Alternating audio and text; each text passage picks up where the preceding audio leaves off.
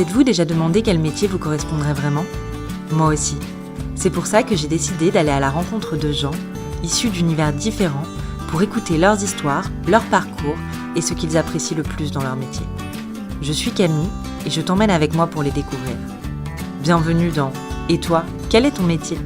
Un podcast plein de curiosité, de bonne humeur et de rencontres qui, j'espère, vous aidera à explorer votre propre chemin. Bonjour à tous, aujourd'hui nous allons parler du métier de cadre dirigeant d'une entreprise et pour ça j'accueille Dominique qui exerce ce métier au quotidien. Bonjour Dominique. Bonjour Camille. Merci d'être là. Pour commencer, est-ce que tu peux nous raconter ton parcours ? Mon parcours de vie avant l'entreprise. Ton parcours professionnel. Professionnel. Mon parcours professionnel, il est un peu atypique. J'ai démarré dans la vie après l'armée, dans une usine. Ça m'a permis de faire quelques expériences et de tout de suite comprendre ce que je ne voulais pas faire. Et quand on me pose cette question, je dis toujours « Qu'est-ce que tu ne veux pas faire dans ta vie ?» Et ça va permettre après de remettre vers un entonnoir et de revenir sur des éléments qui nous semblent intéressants. Donc dans ce parcours de vie, j'ai eu la chance d'avoir des parents entrepreneurs. J'ai connu le métier de paysagiste, j'ai connu le métier de ma maman qui était dans la partie immobilière. La partie immobilière et d'avoir des clients qui étaient juste des one-shot ne m'intéressait pas. La partie paysagiste, j'avais pas d'intérêt, mais ça aurait pu être un parcours de vie si j'avais été intéressé par le travail à l'extérieur. C'était pas mon cas. D'accord. Et un jour, par hasard, je suis rentré dans le métier du négoce. J'ai commencé magasinier. J'étais dans une toute petite agence et je prenais en charge les factures, je m'occupais des clients, je servais les clients. Et cet ensemble de vie active dans une journée différente m'a beaucoup plu. Et je me suis dit, tiens, ça c'est un truc dans lequel je pourrais m'investir et continuer. Le fait de faire plein de choses différentes en fait. En fait, ce que je ne voulais pas vivre, je vais toujours rebondir là-dessus, Oui. je ne voulais pas regarder ma montre toutes les 2 minutes et me dire « Oh, il me reste encore 50 minutes, il me reste encore 6 heures à faire. » Je comprends. Et mon parcours de vie a démarré comme ça. C'est ma journée passée, mes 8 heures passées, j'aurais pu faire 10 heures et ça passait comme si c'était passé 5 minutes. Mais par hasard, ton parcours de vie a commencé puisque finalement, tu n'avais pas prévu d'être magasinier. J'avais rien prévu du tout. En fait, c'est même plus compliqué que ça. C'est que je ne voulais pas bosser. J'aurais D'accord. bien été rentier, j'aurais été heureux. Je n'ai pas eu la chance d'avoir des parents riches. Sinon, ça aurait pu être une expérience intéressante pour moi d'être rentier. Et en fait, avec le recul, quand j'y pense, parce que c'est toujours l'anecdote que je présente, rentier, c'est aussi une grosse vie de travail parce qu'en fait, dans le quotidien, on gère de l'immobilier, Bien on sûr. gère des biens, on gère tout un tas de choses. On a des rendez-vous avec des banquiers, des rendez-vous avec des notaires, et c'est quand même un travail. Oui, on n'est pas passif. J'aurais jamais pu être passif de ma vie. Donc sur la suite de ton parcours, donc tu étais magasinier, là tu te rends compte qu'il y a plein de choses qui te plaisent. Comment tu vas évoluer pour arriver vers ton statut actuel de cadre dirigeant, que tu nous expliqueras après. Alors c'est un parcours long puisque j'ai commencé en 92 dans ce métier, on est en 2026, ça fait quelques années d'expérience. Donc ce métier, il s'est fait avec le temps. Et c'est vrai. Et en plus, je travaille moi sur des temps longs comme avec nos clients. Alors comme je disais, c'était un temps long. J'ai commencé dès le départ à m'occuper de la compta, à m'occuper des clients, à m'occuper de gérer des stocks. Et au fur et à mesure du temps, mais on grandit si on a envie de le faire. On continue à se former, on est toujours attentif à progresser. Et puis un jour, j'ai voulu évoluer dans la boîte où j'étais à l'époque. J'ai eu un chef qui m'a répondu non. Pour l'instant, vous êtes bien à votre place. Ok. Donc, pas d'évolution. Et ce moment-là, j'ai décidé d'appeler une autre société, celle dans laquelle je travaille actuellement. Et j'ai postulé en disant « Je peux vous ouvrir une agence sur le secteur où je travaille actuellement. » Et Donc ça ça fait fait longtemps que tu es dans la même boîte finalement, puisque c'était juste après ton expérience de magasinier dans laquelle Je suis rentré en 99, donc D'accord. 26 ans. Et donc il n'y a rien de précis qui t'a donné envie de te lancer dans ce domaine, c'était juste le fait de faire plein de choses différentes en fait. Je reviens toujours sur ce que j'ai dit au départ. C'était mes anecdotes de vie et les travaux précédents qui ont fait que qu'est-ce que je ne voulais pas faire. Et c'est vraiment le rythme, il a été lancé à ce niveau-là. Et c'est la problématique qu'on a dans le milieu scolaire, c'est qu'on nous dirige vers des choses qu'on ne peut pas connaître. Mmh. Et quand déjà dans l'entonnoir, on met tout ce qu'on ne veut pas, eh bien à un moment, on arrive vers des choses qui sont naturelles pour nous. Parce qu'on a évacué tout un tas de choses qui nous sont négatives. Je pense que dans une vie professionnelle, à part un artiste qui a ça en lui dès ses 5 ans, on n'est pas destiné pour un métier dès le départ. Mmh. Ou quelqu'un qui est passionné. Mais les passions, c'est avec les artistes. On peut pas dire à un moment: «Je veux être notaire», on peut pas dire à un moment: «Je veux être journaliste». C'est parce qu'on est journaliste, parce que, les mathématiques nous passionnent pas forcément et ça veut dire qu'on s'est mis des freins sur des choses qu'on n'a pas envie et on se dirige naturellement vers autre chose. Quelqu'un qui fait du dessin, par contre, c'est quelque chose d'artistique qui sort dès le départ. Mmh. Donc oui, dans un parcours de vie, on supprime déjà tout ce qu'on n'a pas envie de vivre. Et donc ton évolution donc dans cette entreprise, dans laquelle tu es depuis du coup, 30 ans, c'est ça à peu près? 26 ans, oui, et bientôt, mais ça avance, oui. Comment ça s'est passé? Je suis Oui. arrivé pour monter une agence. J'ai je suis dans une PME, donc petite et moyenne entreprise. À l'époque, on était 17. Mmh. On n'y avait pas d'autres agences que celle de Caen où le siège est actuellement et je leur ai proposé de monter une agence. Une D'accord. agence dans le secteur de la Manche, dans lequel j'avais déjà des clients et que je pourrais développer. Donc quand je suis arrivé chez Peney, qui est la société à laquelle je travaille actuellement, je me suis occupé de l'ensemble de la construction de cette agence, c'est-à-dire le permis de construire, les travaux avec les entreprises, la partie sécuritaire avec, les pompiers pour le passer, en entreprise recevant du public, tous les liens informatiques, tout l'ensemble. Donc j'ai monté le dossier de A à Z, y compris les stocks après. D'accord. Donc les stocks, la Donc un clientèle, vrai challenge quand même. ça a été 1 an de travail pour monter cette agence, Mmh. puisqu'à l'époque, on ne savait pas le faire autrement. OK. Donc oui, un vrai challenge. Un beau challenge. Et donc suite à ça, suite, au fait que tu aies monté cette agence, tu es resté dans la même entreprise depuis? Tu disais que vous étiez 17 au départ? Alors voilà, ce sont les parcours de vie dans une entreprise. C'était une petite PME. Aujourd'hui, c'est une grosse PME puisqu'on frise, pour ceux qui connaissent le nom d'ETI, c'est, les entreprises à taille intermédiaire. On était 17, aujourd'hui, on va friser les 240 personnes. Mmh. J'ai connu donc toute l'évolution de l'entreprise, de pouvoir monter une agence, pouvoir embaucher, pouvoir grandir et un jour, en 2013, accompagner mon patron en direction au niveau du siège. D'accord, donc tu as vraiment évolué, J'ai fait tous les postes. Donc donc j'ai tu l'habitude, connais très bien tous les postes. sauf la compta. Et donc toi, tu as évolué progressivement, mais si quelqu'un, sortait d'études et se disait: «Voilà, moi j'ai envie d'être cadre dirigeant comme Dominique, dans une grande entreprise», ou une moyenne entreprise, comme tu disais, est-ce qu'il y a des parcours, on va dire des parcours plus scolaires pour arriver, où tu es aujourd'hui? Alors des parcours scolaires, il y en a forcément qui permettent d'arriver à ce niveau et d'arriver beaucoup plus vite, Mmh. puisque mon parcours de vie s'est fait en 30 ans C'était le entre sens de la question. magasinier et aujourd'hui. Et par rapport à mon niveau d'études, ça me serait impossible de sortir à 20 ans cadre dirigeant d'une entreprise. Et de toute façon, à aujourd'hui, une entreprise n'embaucherait pas non plus quelqu'un qui a 25 ans Bien comme sûr. cadre dirigeant. Mmh. Sauf si il est issu du milieu familial et que c'est le fils du patron, du dirigeant, du PDG. OK. Dans ton quotidien, ta journée ou ta semaine, ça ressemble à quoi? C'est une question qui est tellement vaste. Je suis en train de sourire, en train d'essayer d'y répondre. C'est Tu pas dit. c'est être sur tous les fronts, c'est être présent pour tout le monde, Mmh. c'est d'avoir 36 sujets. En une journée de travail, je vais passer d'une partie commerciale à une partie litige, à un rendez-vous fournisseur, à du management, à une réunion pour les stocks, à une réunion pour, avec le service achat, et à des points à faire avec mon patron, Un à vrai voir le couteau suisse. banquier. C'est ça, c'est ça.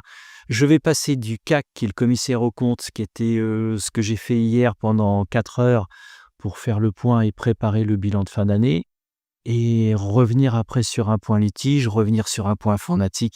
Enfin, c'est tous les éléments qu'on peut avoir à faire dans une entreprise. Tu as un petit peu, la casquette de chef d'entreprise aussi, C'est la casquette de chef d'entreprise sans en avoir mis, l'argent en étant salarié. Et tu parlais des bilans de fin d'année. C'est une période qui doit être assez lourde. Est-ce qu'il y a des périodes dans l'année qui sont plus lourdes que d'autres pour toi dans ton poste? Alors je vais le faire à l'envers. J'ai une période dans l'année qui est calme. C'est D'accord, mon retour de vacances d'été du 15 août au 30 août. C'est d'accord. la seule période de l'année qui soit calme, puisque dans une, activité comme on a, septembre, on reprend toute la partie commerciale. Après, on commence à démarrer les inventaires, les clôtures de fin d'année. Mmh. On redémarre nos rendez-vous de janvier, février, mars sur tous nos rendez-vous fournisseurs et après on redémarre et on continue sur, toujours le niveau client. Donc on arrive à l'été, je souffle un peu, je rentre, je suis tranquille et après ça redémarre. Et avec toutes tes missions, je suppose que tu ne fais pas en 35 heures. Est-ce que tu peux, comptabiliser à peu près, sans être forcément, très précis, le nombre d'heures à peu près que tu fais dans la semaine? Alors déjà, on va parler, ça fait partie des 35 heures, les heures effectives, les heures de présence. J'ai plus parlé d'heures de présence, parce que je peux démarrer une journée à 7h30, faire mes rendez-vous, déjeuner, avec des fournisseurs ou des clients le midi, donc sans pause, Mmh. de continuer cette journée de travail et de reprendre un rendez-vous, dans les périodes, compliquées d'activité, 1 ou 2 rendez-vous, le soir et rentrer chez moi, il est 22h30. D'accord. Mais c'est pas quotidien? Heureusement, c'est pas quotidien, ce Et serait donc pas possible. en heures de travail effectives à peu près, tu tournes plus autour des 50 heures peut-être ou? En fait, je veux pas les calculer. D'accord. Tu disais que tu avais beaucoup de missions. Tu es pas forcément seul pour les accomplir, je suppose. Est-ce que, tu travailles parfois en équipe? Ou est-ce que tu vas plutôt déléguer à des équipes? Comment, tu fonctionnes? De toute façon, je ne travaille qu'en équipe. D'accord. Je suis rarement sur des missions seul, sur un travail vraiment précis, tout seul. Non, c'est toujours un travail qui est fait avec, soit avec mon patron, soit avec le service achat, soit avec le directeur commercial, soit avec les agences. D'accord. Est-ce que c'est toi qui, vas recruter, les équipes? Est-ce que tu as cette casquette RH?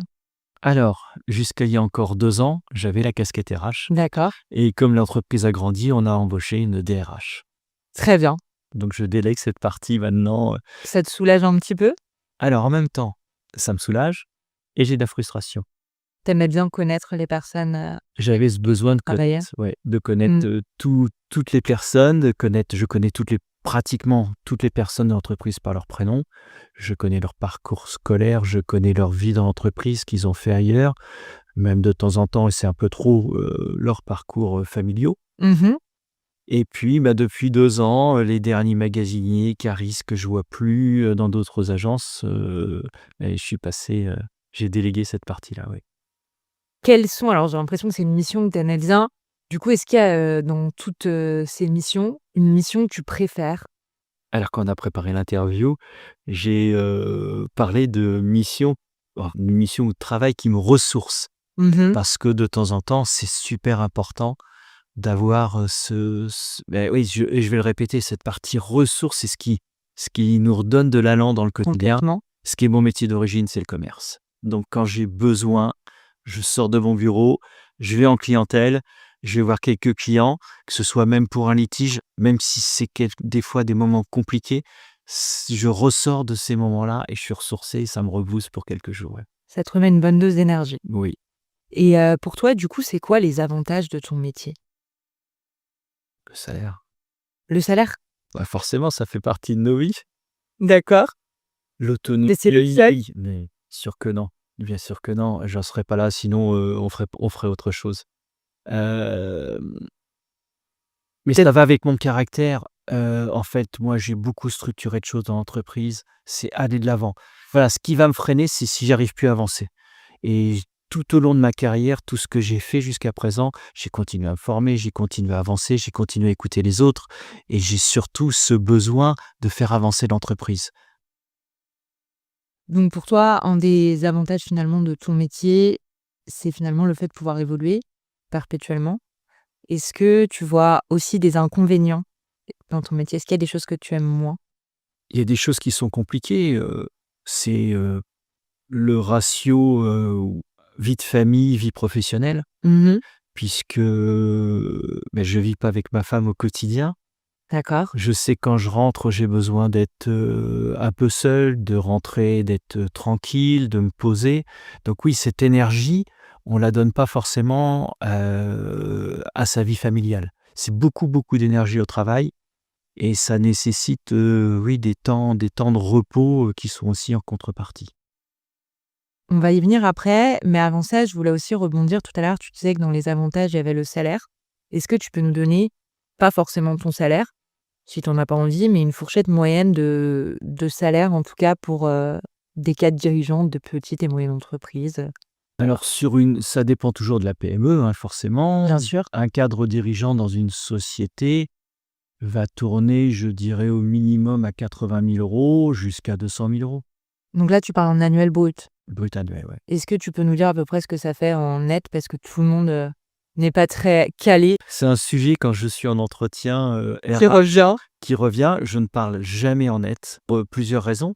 Déjà, c'est pour bien faire comprendre ce que c'est qu'un brut, ce que l'entreprise va payer aux salariés et qui est même pas le brut en plus chargé par l'entreprise qui va être encore plus important. Mmh. Et que dans un salaire net, en fonction des revenus de chacun, le revenu du couple, il y a la Oui, partie nette bien sûr. imposable et je la sors forcément de cet, univers. Donc un brut, s'il est à 100 000 €, l'entreprise a enfin le salarié a 25 de charge, ça fait 75 000 € net. D'accord. Mais On c'est pas laissera donc, chacun faire ses calculs. c'est ça. Pour revenir, sur, ta vie personnelle, tu disais que tu avais pas forcément, autant de temps ou autant d'énergie que tu souhaiterais, en tout cas aujourd'hui, pour ça.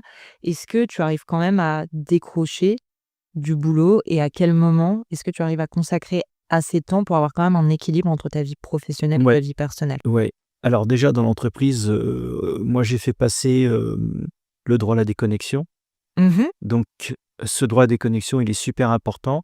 Ça veut dire que tous les éléments qui commencent à arriver le vendredi après-midi, mail, coup de téléphone urgent, et cetera, moi je les traite plus D'accord. ou au minimum et après le vendredi jusqu'au lundi matin, je m'occupe pas de l'entreprise. Une fois ou 2 dans l'année, s'il y a une nécessité vraiment urgente absolue, pour, des inventaires, des choses très particulières, mais, c'est tout. Tu arrives à vraiment couper le week-end? C'est coupé total. Et si je comprends bien, tu l'as fait passer dans l'entreprise, donc tu fais en sorte que ce soit le cas pour tous tes salariés? J'appelle pas quelqu'un le vendredi soir pour lui mettre du stress et me décharger de choses pour le week-end. Non, non, il faut que on redémarre le lundi matin dans les Meilleures conditions meilleures possibles. conditions possibles, ouais. D'accord. Est-ce que, tu as, 5 semaines de congés payés? Est-ce que tu as plus? Est-ce que tu arrives à te déconnecter aussi pendant ces vacances? Alors j'ai, 5 semaines de congés payés comme tout le monde, à part pendant covid où ça a été compliqué parce qu'on avait une très grosse charge d'activité, mais sinon ces 5 semaines, je les prends tout au long de l'année, et j'arrive à les répartir. Je suis au forfait jour comme tout cadre dirigeant. Très bien. J'ai trouvé un moyen de déconnecter. J'ai un téléphone pro et un téléphone perso. Donc, quand je suis en vacances, si un salarié de l'entreprise a besoin de me joindre, il a l'obligation de m'envoyer un SMS sur mon téléphone perso. Je me suis rendu compte que ça avait énormément bloqué le nombre d'appels que j'ai pu avoir une fois que j'avais mis ça en place. Parce qu'ils osent pas forcément t'appeler sur ton téléphone perso pendant tes vacances. Parce que là, tu es obligé d'écrire quelque chose de précis sur un besoin particulier Mmh mh. et que ça t'oblige à dire: «Oui, je sais que je vais le déranger.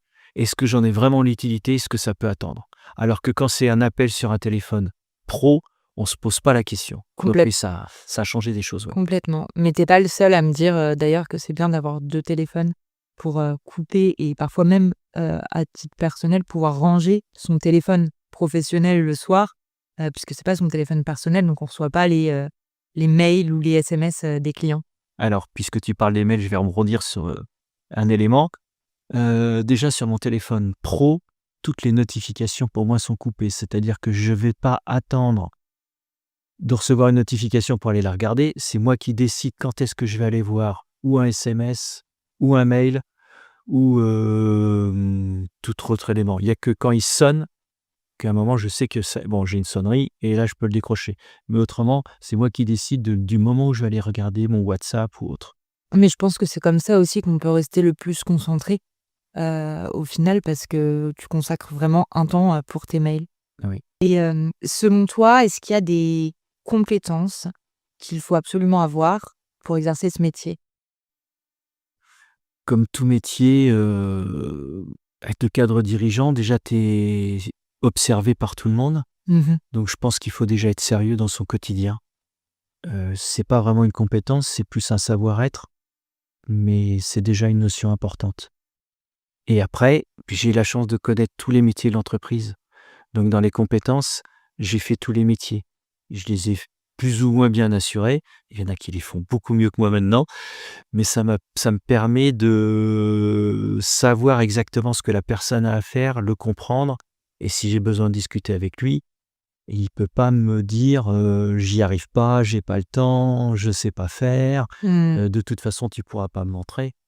La J compétence de se mettre à la place de l'autre, puisque tu l'as déjà fait. Donc finalement, c'est une qualité aussi Oui, c'est ça, c'est pour que ça que tu as on est plus sur du savoir-faire ou du complètement. savoir-être que sur une réelle compétence. Mmh.